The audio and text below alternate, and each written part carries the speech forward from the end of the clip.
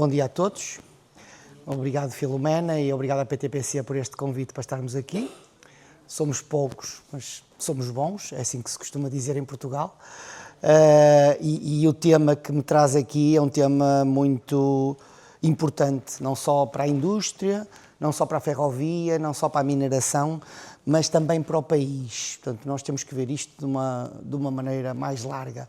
E é não só para o privado, mas também para o público e também para a sociedade, que acaba por usufruir disto. Nós acabamos de passar num ano particularmente mau de intempéries e de complicações, em que vimos que a proteção civil, a engenharia civil, a arquitetura, a construção têm uma importância enorme para essa gestão do território. Portanto, de certo modo, estamos ligados a isto. Eu estou como presidente da Building Smart Portugal, que com muito orgulho consegui constituir em Portugal, fruto da maior organização mundial, que é a Building Smart Internacional, que é, digamos, o curador do BIM a nível mundial, e nós temos desde 2022 a constituição oficial de uma associação que representa todo o setor neste momento.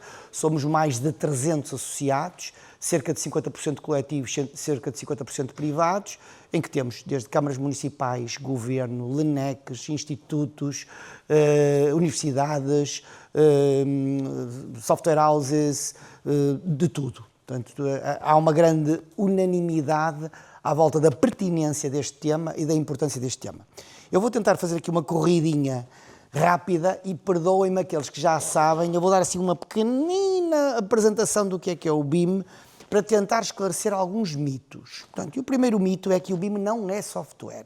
O BIM é uma metodologia, ok? Software é uma coisa que suporta essa metodologia. Era quase a mesma coisa que dizer, para quem sabe projeto antigamente, que o projeto era AutoCAD. Era a mesma coisa que dizer isto. Não. Estamos a falar de projeto. BIM, equiparem a palavra projeto. É uma metodologia que tem imensas coisas, mas essencialmente a palavra mais importante é informação. Building Information Modeling. Modelação da informação. O building não é edifício, é na construção. É o verbo de construir. Portanto, é quando nós construímos modelos digitais, portanto, vulgo em computador, que representam o que é que queremos fazer. Essa modelação e esses modelos assumem representações do género que estão a ver aqui. Podem ser muito complexas ou menos complexas, mas atenção, isto não é uma bonecada 3D que vocês estão a ver. Isto é um objeto que representa o objeto real. E a partir daí eu posso auscultar este objeto perguntando, olha, quanta energia é que gastas? Isto deve ser uma unidade de tratamento de ar ou aquela bomba. Qual é a marca daquela bomba? Consigo auscultar a informação, coisa que em papel eu não conseguia. Isto é grande segredo, é o I da informação. Portanto, não é desengane-se o mito, não é um software e não é uma bonecada 3D. Desculpem a minha forma corriqueira de o apresentar. Eu espero que isto não esteja a ser gravado ou que a fita encrave, para depois não ficarem estas terminologias mais informais gravadas.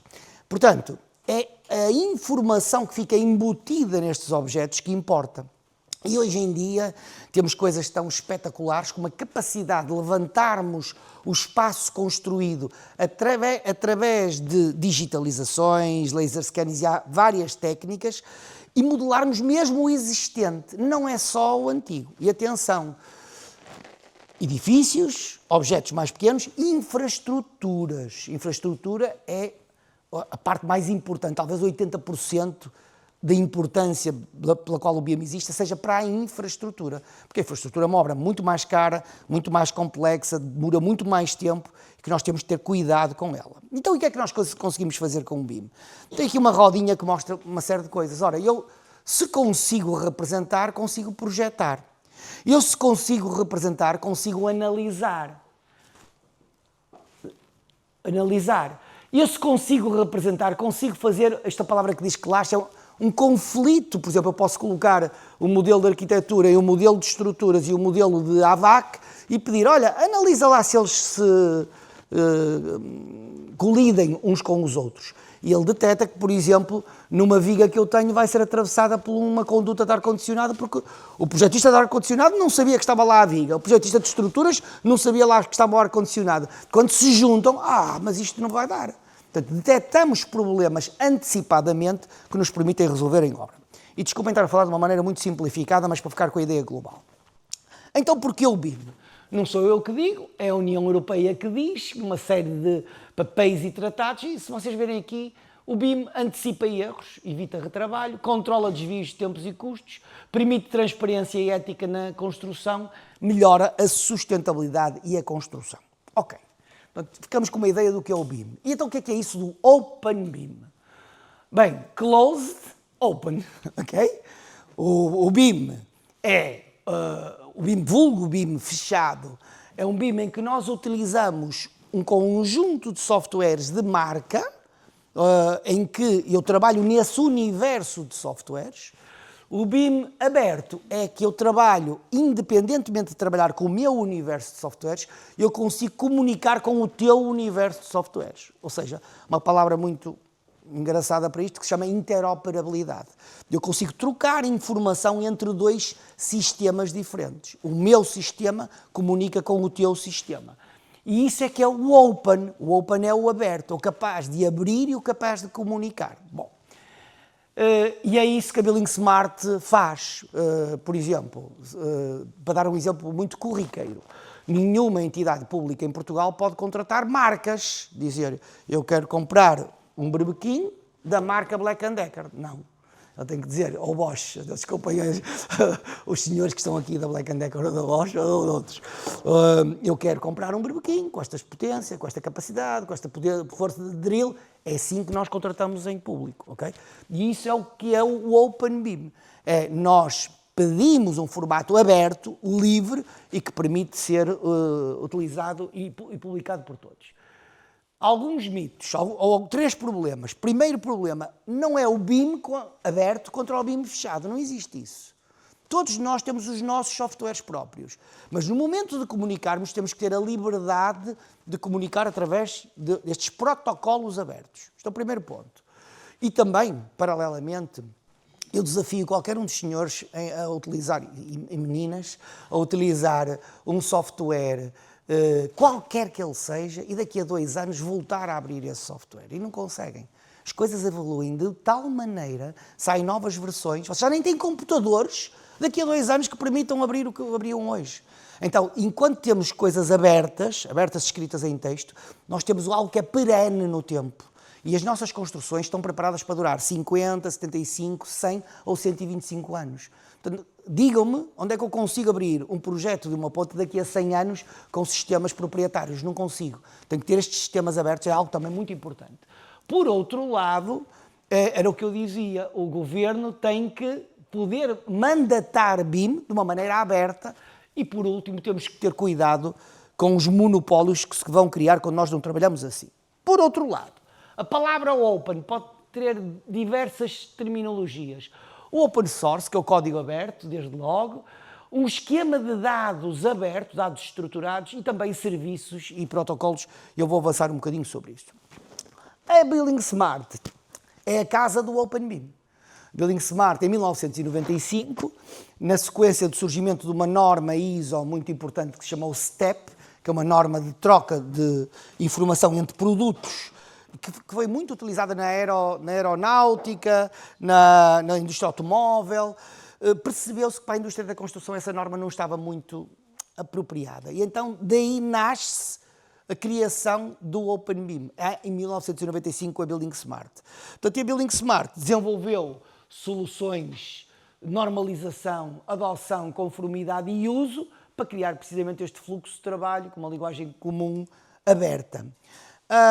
Em todo o mundo, a Building Smart tem neste momento 40 capítulos em todo o mundo, com muito orgulho que Portugal é um dos 20 capítulos considerados mais importantes, que chamam-se Full Chapters, ou seja, capítulos que tomam decisões de voto sobre o caminho que está a levar a esta normalização. Portanto, isto é muito importante para nós enquanto país e nós temos feito um trabalho que tem sido reconhecido globalmente nesse sentido.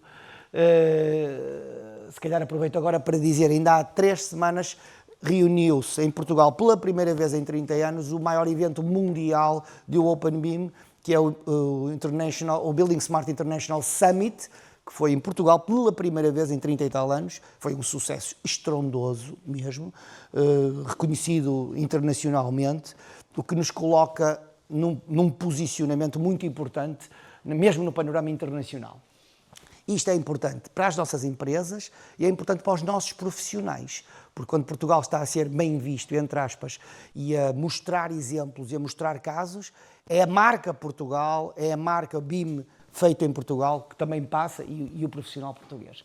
Há uma sequência de um fluxo de trabalho deste Open BIM que eu agora não ia estar aqui também a dirimir, mas assim, muito rapidamente este processo é desde as necessidades a definir os requisitos com que eu quero construir, à produção propriamente dita, à verificação e à entrega. Tudo isto tem determinadas normas, cada um destes logos que vocês estão a ver são normas que fazem determinada função. E este logo ao fazer, esta norma ao fazer essa função, cumpre o propósito, todas elas abertas, ok? Cumpre o propósito que a Building Smart tem. Cá está a Casa Internacional do Open BIM, com diversos níveis de normas e inclusive de certificação, seja ela de profissionais, seja ela de software. E então, como é que se faz a esfera da normalização, da standardização, dos standards? E aqui entramos numa dualidade que, quando começamos a ganhar anos no bilhete de identidade, reparem que eu ainda digo bilhete de identidade, portanto, isso demonstra a minha idade, não é? No cartão de cidadão, nós começamos a perceber que não basta boa vontade, não basta sermos engenheiros, não basta sermos técnicos. Precisamos de conjugar isso com vontades políticas, com lobbies, com interesses. Precisam estar alinhados os astros todos, ok?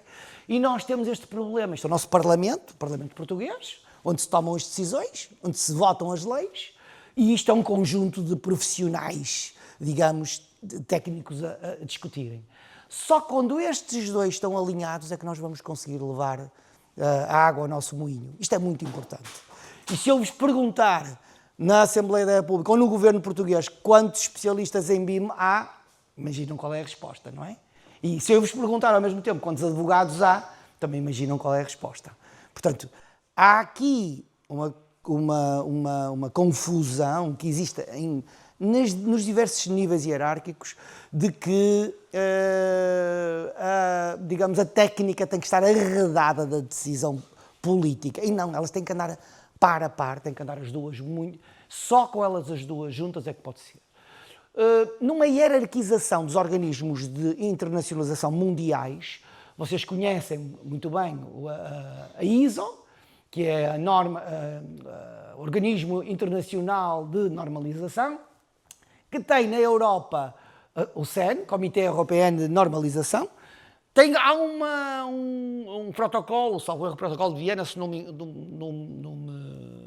engano, que diz que quando a CEN faz alguma coisa, a ISO publica, e quando a ISO faz, a CEN também automaticamente admite como sua. Ou seja, há uma grande idoneidade da CEN relativamente ao panorama internacional, pelo que dizer que a CEN está abaixo da ISO não está muito correto, mas realmente a ISO é mundial, a CEN é europeia.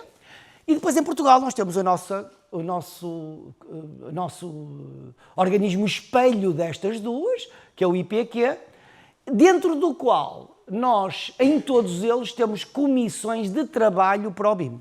No ISO é Technical Committee 59, Subcommittee 3, na CEN é Technical Committee 442 e em Portugal é a CTU 97, ok? Portanto, em todas elas nós estamos a criar normalização. Normalização global que é muito importante. Só assim um panorama de alguns exemplos que eu gosto de trazer do BIM obrigatório. Finlândia, Brasil, Singapura, Reino Unido e Espanha, sem vos maçar, em todos eles há obrigatoriedades elevadas para aplicar o BIM a diversos níveis. E há muitos outros. Não olhem para a quantidade de países que não estão aqui pintados, porque eu poderia contar muitas histórias. Por exemplo, a Rússia, desde logo, tem muito trabalho feito, mas está excluído por questões de guerra, etc., há muito tempo de aparecer nestes mapas, mas na África existem muitas coisas. A América Latina, do Sul e a América mais hispânica, digamos assim, tem imensos exemplos e imensas evoluções. O Chile, a Colômbia, o México, a Argentina, portanto, poderiam estar muito mais pintados. Mas isto para dizer que é uma tendência inevitável. Em Portugal, nós temos feito um trabalho que eu considero muito positivo, a Building Smart Portugal, e que tem também apoiado e trabalhado muito de perto com a CT197, apesar da Building Smart Portugal ter uma capacidade de produzir documentos e elementos que é mais aberta do que a CT, porque a CT tem regras muito específicas, nomeadamente produzimos um BIM para apoiar as autarquias, traduzimos várias normas internacionais cruciais, fizemos um guia de contratação BIM, lançamos uma plataforma para definir Product Data Templates, ou seja,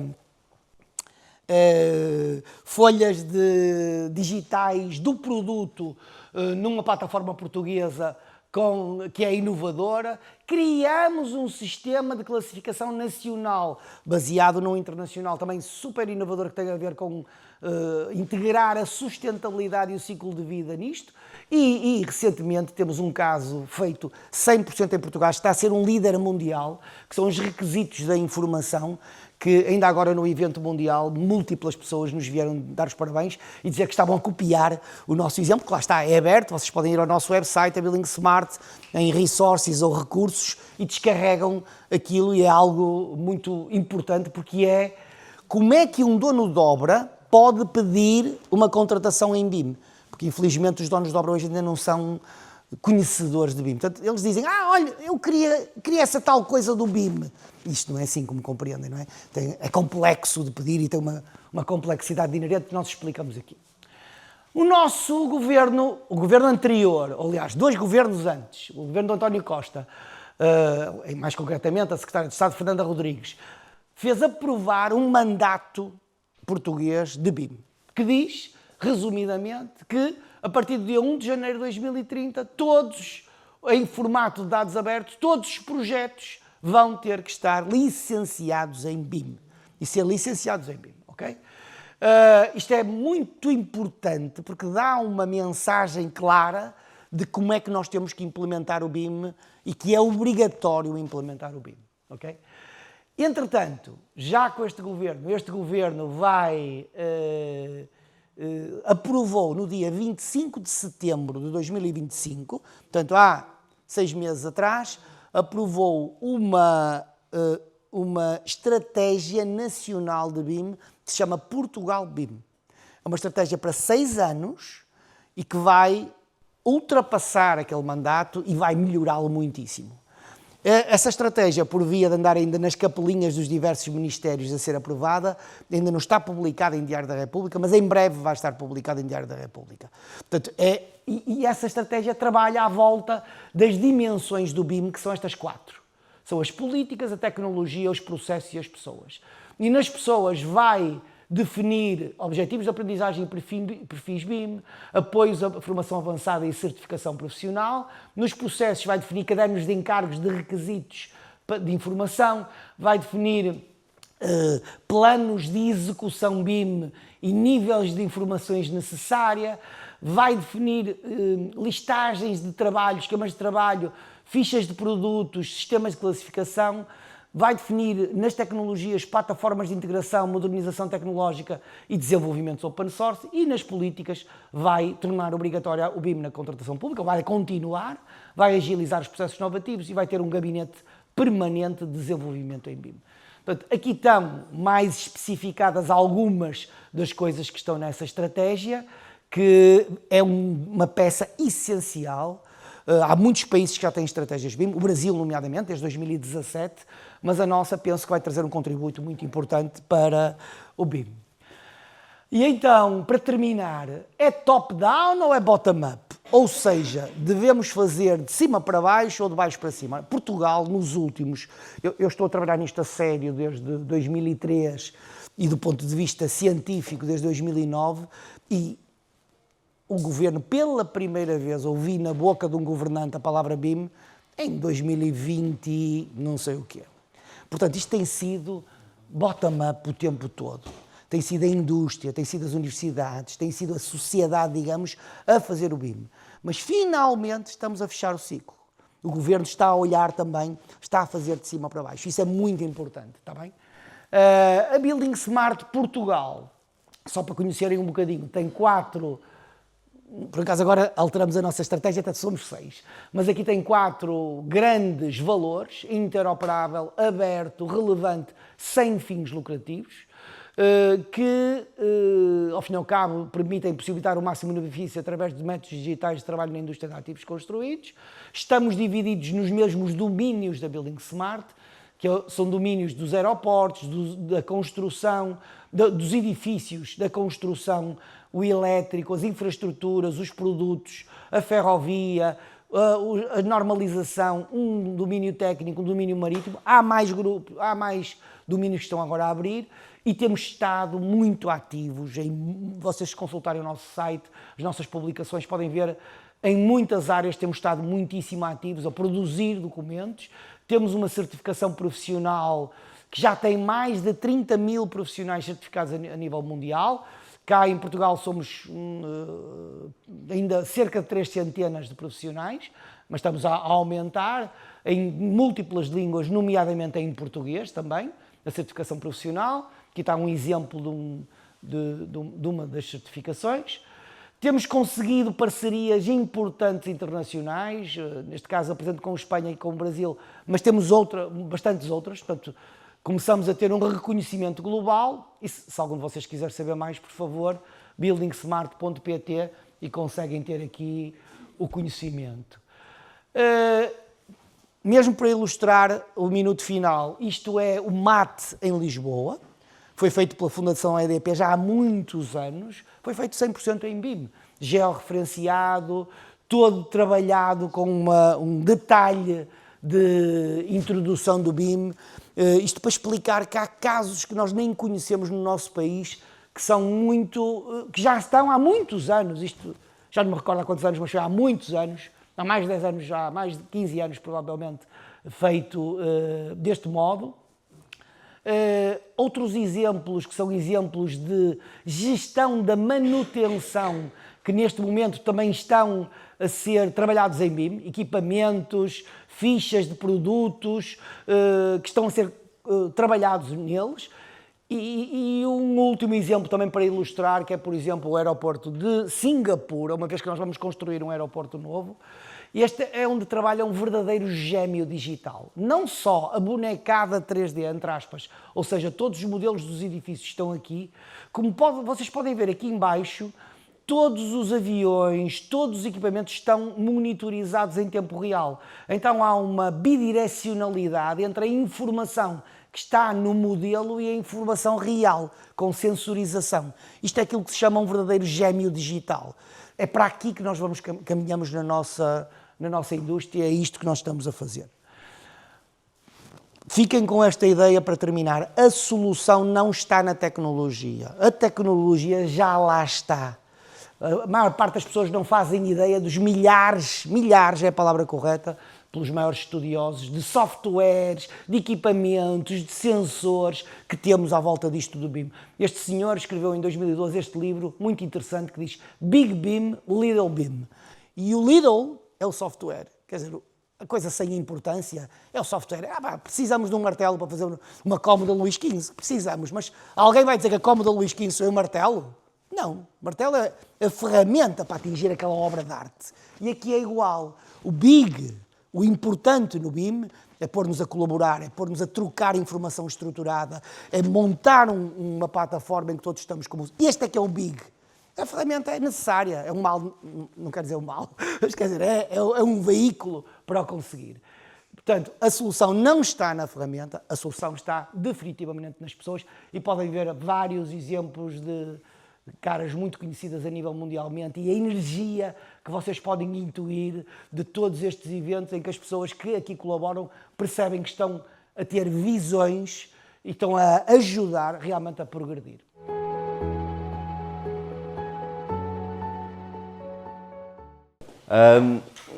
Vou começar por falar um pouco do Itecons. Julgo que há pouca gente que conhece, e depois, mas também vai ser algo rápido, porque depois vamos ter a nossa visita técnica e depois dentro dos serviços que nós ainda conseguimos fazer dentro do Digital Build. Portanto, o Itecons já tem 20 anos, foi criado em 2006, é uma entidade sem fins lucrativos e tem o objetivo de ser uma interface entre a indústria e a investigação, a universidade. Uma vez que o Itecons também saiu de era um laboratório originalmente da Engenharia Civil aqui da Universidade de Coimbra. O Itecons é um membro da EOTA, consegue fazer a posição da marcação CE para produtos da construção civil.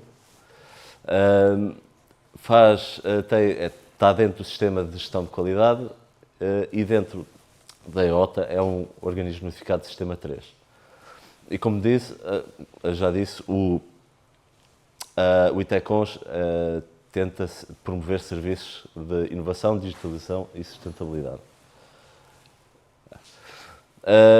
Nós agora já temos 20 anos, estamos sediados em Coimbra, mas já temos um pequeno laboratório em Faro.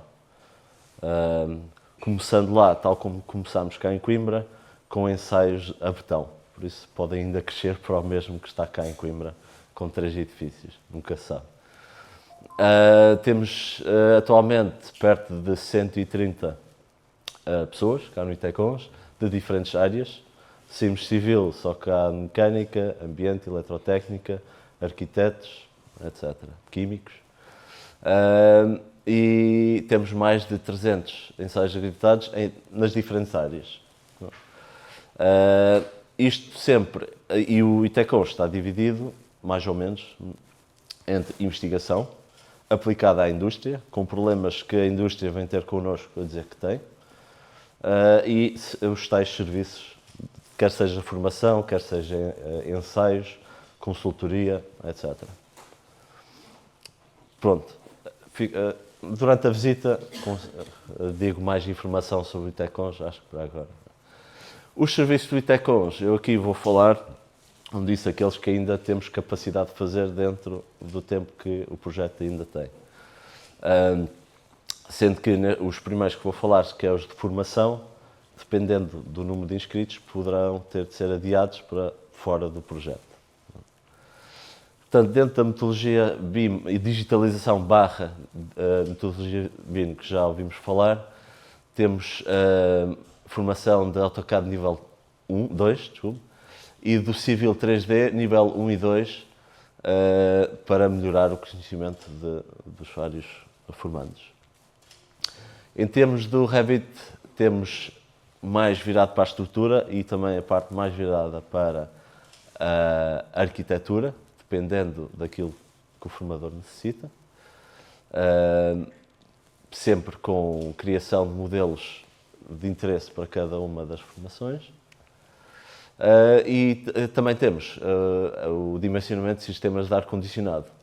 Este, posso já dizer, é muito para o fim do projeto, por isso se for adiado, pronto, já não será possível. Este foi possível adiantar, por isso este será garantidamente realizado, que é para a iniciação ao software KGIS. Este será feito, tem tido muita procura da avaliação de ciclo de vida. Este serviço é só de capacitação e treino. Fazíamos serviço de Test Before Invest para estas empresas, mas para este serviço é um serviço que dura 1 ano. Por isso, em 1 mês não dá para avaliar.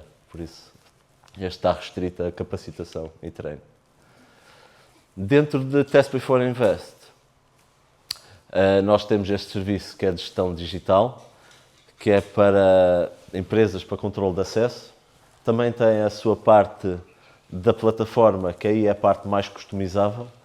Dá para fazer, obviamente, o controle de acesso, mas depois dá para fazer a gestão interna da empresa de forma customizada. Pronto, obviamente temos uma base, mas depois para cada empresa tem a sua forma de funcionar, dá para ajustar e, em princípio, gerir melhor todo o sistema. E como fica tudo digital, ao final do mês ou do ano, está tudo ali certinho para mostrar, e tem auditorias de dar jeito. Nós também temos esse sistema. Modelação e simulação de fenómenos físicos. Aqui é um exemplo de um serviço que ainda está em curso. Pronto, neste caso também teria de ser um serviço simplificado, porque só temos pouco mais de um mês para o fazer. Mas tanto em parte estrutural como da parte de fluidos, fazemos esta modelação. Caracterização de novos materiais. Nós temos máquinas, vários equipamentos, como verão, e também uma máquina fadiga nova também para este projeto, para podermos obter as propriedades necessárias de novos materiais sustentáveis criados pelas empresas, para que essas propriedades possam ser usadas nas simulações que falei anteriormente. E também pode ser usado para base de dados. Processo de manufatura, também vou ver este robô para auxiliar as empresas a fazer os seus próprios programas. Que não é simples, parece simples, mas não é simples programar estes robôs. E uma vez que hoje em dia querem cada vez mais coisas curvas, etc., há tolerâncias que se tem de garantir para que a curva não abata, ou algo do género. Por isso fazemos cá estudos ou desenvolvimento, como dizem, ou validação. Podem já ter ideia do que querem e tudo escrito, mas aqui conseguimos validar o procedimento se está certo ou não. Caracterização térmica das pontes térmicas dos edifícios, dos caixilhos, portas, etc. Conseguimos fazer modelação numérica e depois dar esse catálogo às empresas que peçam esse serviço. Serviço de gestão de energia, neste caso foi para ar-condicionados de edifícios, em que eles conseguiam verificar o funcionamento do equipamento, verificar as capacidades de aquecimento e arrefecimento do equipamento, com toda a sua sensorização necessária. Neste caso foi perto de 70 sensores de temperatura, entre outros sensores. Pronto, e é como eu digo, dependendo do serviço, poderá ou não estar dentro do Digital Build. Monitorização estrutural, energética ou hidráulica. Pronto, é isso facilmente se faz no tempo que estamos, tipicamente. Aqui há um exemplo de um sistema que temos atualmente montado por causa do vento, que tem havido muitos problemas, e então isto é a movimentação que uma estrutura tem tido. Julgo que isto foi só em 2 dias, por isso ainda foi um bocado. Depois temos serviços digitais, para além daqueles, da avaliação das tecnologias de informação, ciberseguranças, governação do IT, ou TI, pronto, na versão portuguesa, e também fluxos de trabalho. Dentro daquele Smart Team que falei há pouco, com os controlos de acesso, etc., esse sistema também consegue otimizar fluxo de trabalho dentro de uma empresa. E assim, com processos dentro da empresa, e assim otimiza, reduz erros e melhora o sistema. E mais uma vez, para auditorias, dá muito jeito. Pronto. Infelizmente, estes são os serviços que temos atuais, que dentro do tempo ainda disponível do projeto conseguimos fazer. alguns de forma mais simplificada, que é o caso de alguns de Test Before Invest, e os de formação, desde que haja formandos suficientes.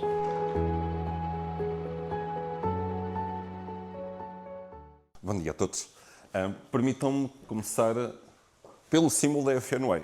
Para quem não conhece a FNWay Consulting, e baseado neste mundo de transformação e inovação que cada vez mais temos, a FNWay agora como uma consultora maior de idade, com 27 anos, e falava há bocadinho nos bilhetes de identidade, nos cartões de cidadão, etc.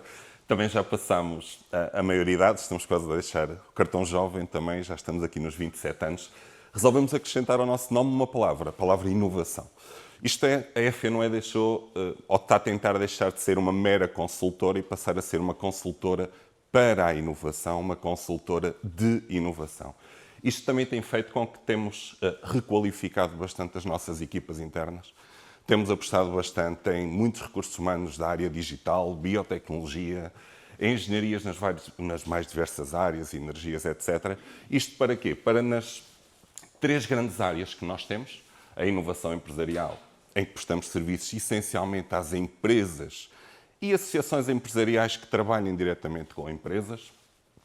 E deixem-me saltar agora para o último, na nossa parte de setor público, associativo e institucional, que trabalha essencialmente com municípios, empresas municipais, etc. E depois a nossa área de formação, que no fundo é transversal a todas as áreas, pode trabalhar isoladamente ou em cima das outras 2 áreas, para nestas áreas conseguimos cada vez mais apresentar aos nossos clientes soluções que se adequem a esta realidade da inovação e da transformação que o mundo cada vez mais exige. E é com isso que também nós temos os serviços que temos no Digital Build. No fundo são 3 grandes macroserviços que depois podem dividirem-se em pequenos serviços. Alguns mais de mera consultoria, estudos financeiros e de impacto de mercado das soluções que podemos prestar, desde diagnósticos do que é que podemos fazer, desde qual a rentabilidade que as transformações que as empresas podem fazer, a aplicação de novas tecnologias, etc., podem trazer a nível financeiro para a mesma, até a última área, que é uma das que temos maior abrangência e que hoje em dia há mais pedidos, que é alguém chegar e dizer o que é que eu posso fazer, como é que eu me posso diferenciar, que tecnologias devo e posso adotar. Inclusive na última sessão digital que tivemos do Digital Build, foi esta a grande área que praticamente todos os clientes no final nos diziam: eu quero fazer alguma coisa, mas o que é que eu devo fazer? E muitas vezes esta é a grande dúvida e no fundo conseguimos fazer toda esta análise de pode fazer isto e depois no fundo tem que investir isto e a rentabilidade que vai ter vai ser esta. Este é o nosso primeiro grande serviço. E depois temos o serviço complementar, que são os modelos de negócio. No fundo, aqui conseguimos avaliar de que forma, no ponto em que estamos, para onde é que queremos ir, o que é que devemos fazer, que tecnologias, que soluções, que normas, todos os passos e os caminhos que podemos implementar ao longo do tempo, seja uma previsão, normalmente 10, 12 anos, algo deste género, e todas estas transformações que podemos fazer. Logicamente que associado a isto muitas vezes damos a possibilidade depois de caminhos que, neste caso, os nossos parceiros da EFI também implementam no Digital Build, que é identificar linhas de financiamento e depois são serviços que para o Digital Build é a EFI que desenvolve. E como último serviço, temos a capacidade de fazer a identificação de modelos de negócio. No fundo, aqui estamos sempre a falar, as empresas até querem fazer, os clientes querem ter, como é que se financiam? Posso ter um investidor paralelo para me financiar as transformações que eu quero fazer? Claro que depois com isto, e temos realizámos ali na zona do Oeste, neste caso workshops e pitch days, para implementação e transformações tecnológicas de algumas empresas. E conseguimos fazer todo este processo de mapear quem é que nos há de financiar, de que forma nos há de financiar e de que forma é que nós podemos implementar. No fundo, os 3 serviços podem ser 3 isolados, como pode ser um único. Isto é, eu quero implementar, o que é que eu posso fazer, quando é que eu devo fazer, quanto é que eu vou gastar, qual é a minha rentabilidade, se não tiver a capacidade, quem é que me pode financiar e ajudar a fazer esta transformação. Pronto, assim de uma forma breve, estes são os serviços da FNWay, neste caso específico do Digital Build.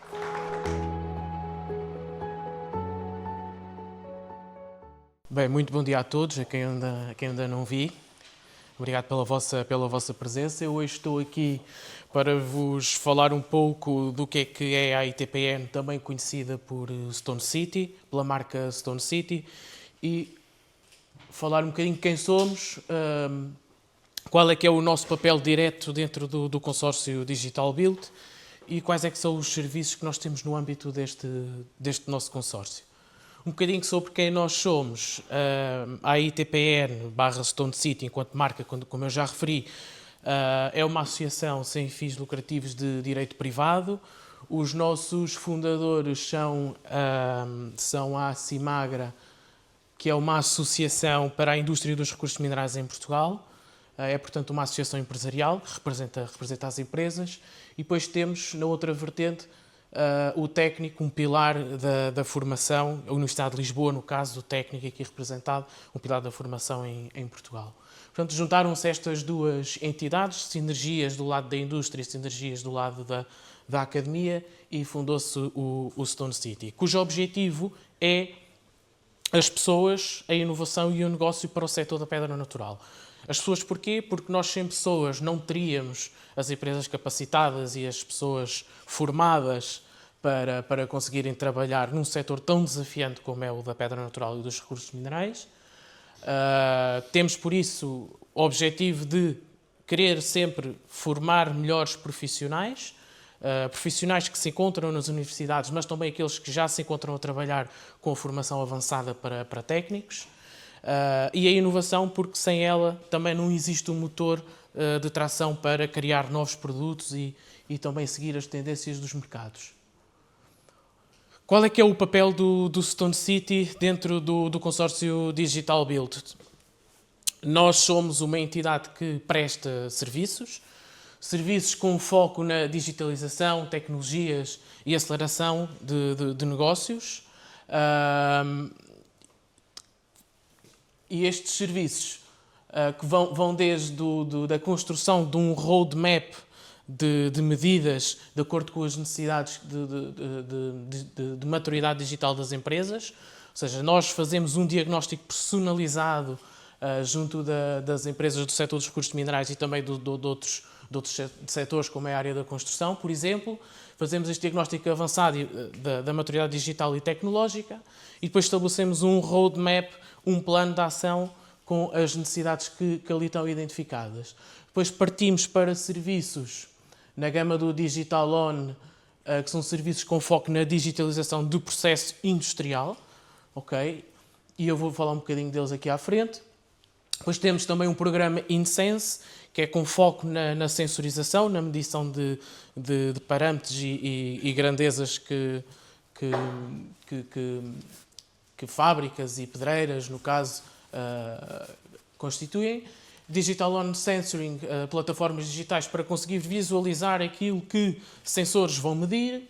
E depois temos também um programa avançado de formação para profissionais e para líderes e CEOs e managers de empresas. Pronto. Começando por aquilo que eu já fui referindo, este diagnóstico avançado e avaliação da maturidade digital e tecnológica das empresas. É algo que é feito de acordo com um questionário que ele é livre de consulta, disponibilizado por parte da Comunidade Europeia, mas que nós desenvolvemos um módulo específico para o setor dos recursos minerais. Com isto nós conseguimos ter uma abordagem não só horizontal, mas também com uma abordagem muito vertical sobre quais é que são os problemas que o setor dos recursos minerais atravessa, e com isto, como eu já referi, conseguimos construir todo um roadmap e um plano de ações no quais os serviços que nós aqui temos constituem para as empresas poderem adotar. Pronto, começando por falar neste primeiro serviço. Os serviços que eu aqui vos vou referir, alguns deles eles estão todos disponíveis, alguns deles podem estar condicionados ou não a entrarem no âmbito deste projeto devido ao tempo curto de implementação que nós temos.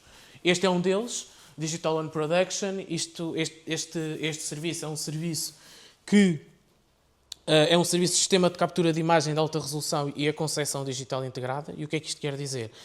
Existe a junção entre um hardware que permite fazer o scan ou a fotografia de alta resolução de uma placa de pedra natural, e nós, com essa placa de pedra natural, conseguimos depois fazer, tendo esta componente integrada digital, conseguimos depois fazer a representação digital dela, conseguimos modelá-la, conseguimos usá-la para fins de gestão do produto, gestão do nosso comércio digital e a gestão também com o cliente final.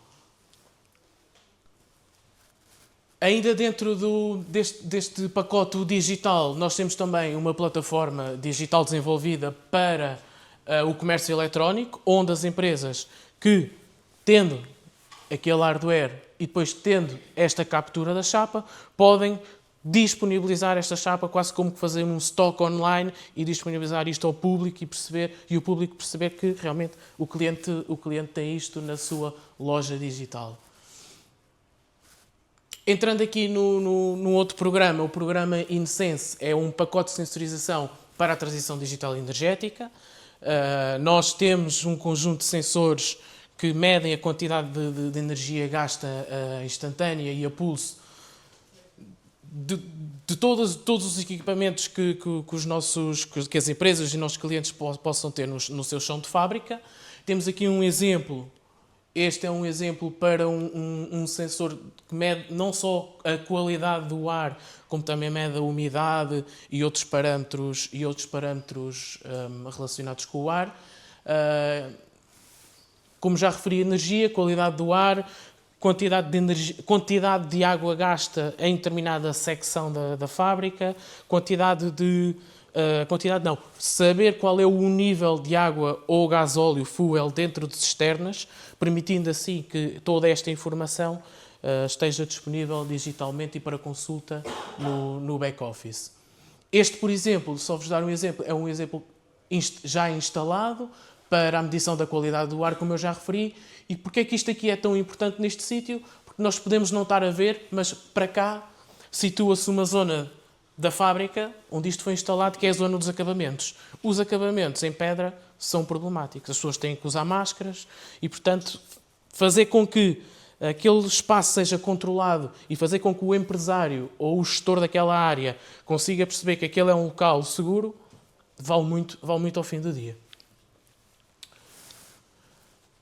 A plataforma Digital On Sensoring é uma plataforma que espelha tudo aquilo que os sensores estão a medir. As empresas aqui vão conseguir ver em tempo real qual é que é o consumo que as suas máquinas estão a ter, caso seja para a energia, para a quantidade de água gasta, quer seja a qualidade do ar ou o nível de cisternas de gasóleo. Porque é que isto é importante? É importante não só para controle do que eu já referi, mas também para terem acesso a estes dados, porque muitas vezes estes dados, daqui para a frente, quando começamos a falar de declarações ambientais de produtos, quando começamos a falar de pegadas ambientais e pegadas carbónicas, as empresas aqui vão poder ter uma base de dados já fidedigna de qual é que é o seu consumo para os seus produtos e aí calcular uma pegada ambiental muito mais aproximada da real.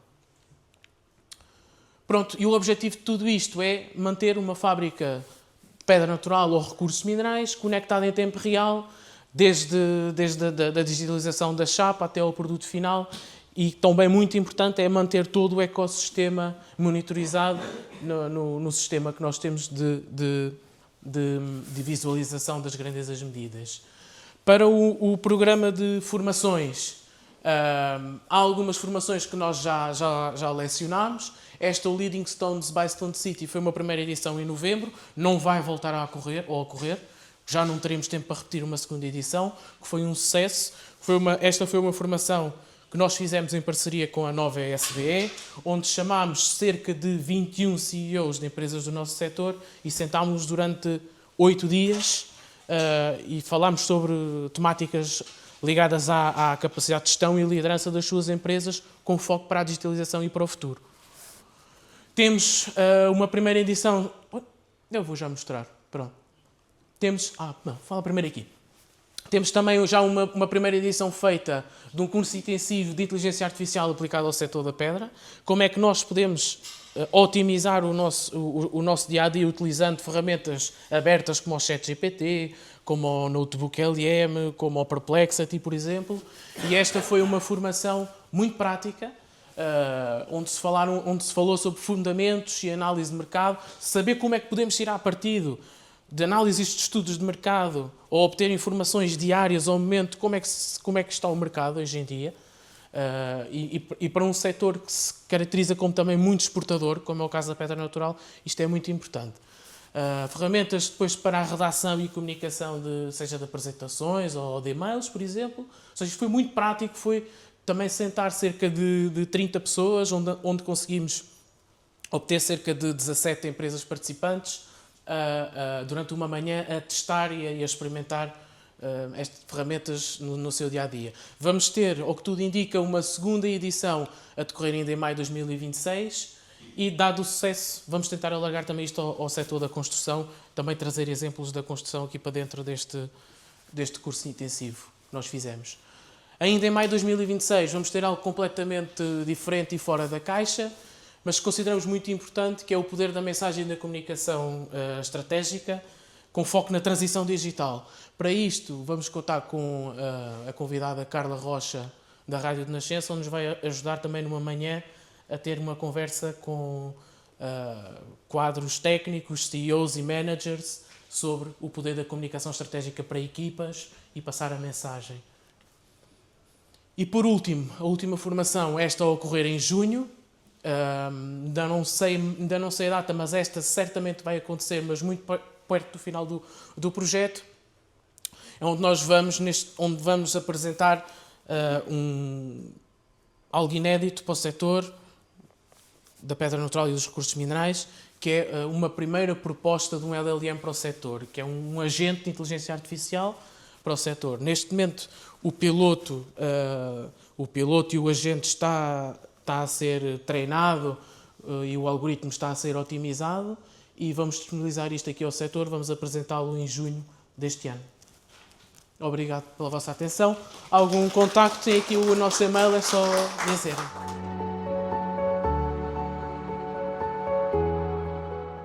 Bom dia a todos, o meu nome é Bruna Matias, sou gestora de projeto na EFI Group by EPSA e hoje vou iniciar a minha sessão por primeiro vos dar enquadramento do que é a EFI Group e qual é que é o nosso impacto e o nosso papel também no projeto do Digital Build. Portanto, não sei se conhecem já a EFI Group by EPSA, também já alguns colegas acabaram por mencionar o nosso papel no projeto. Nós somos uma empresa consultora com um grande foco naquilo que é a inovação e também a investigação nacional. Nós somos uma multinacional, estamos presentes em Portugal e presentes em outros pontos, que também já vos apresento, e o nosso compromisso e o nosso foco é, de facto, com a investigação e o empreendedorismo nacional, com um foco no nosso tecido.